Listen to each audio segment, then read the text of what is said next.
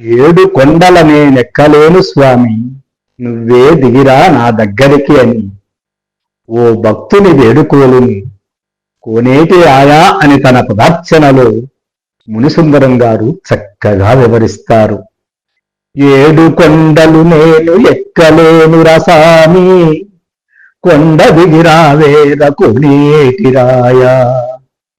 చుక్కల కొండ నేనెక్కలేకున్నాను, చక్కని నారాయ చేయందుకోరా. మొండిగా మోకాళ్ళ కొండ ఎదురుండే మొగిలి మొవ్వను నేను మెట్లెక్కగలనా, గుండెలలో నీ స్వామి దండిగా తాండ కొండెక్కిరారమణి శ్రీకాంతు కూడా అనుచు నీపై వలపు నడిపించు నన్ను దండి గుండెల దొరా నన్నందుకోరా.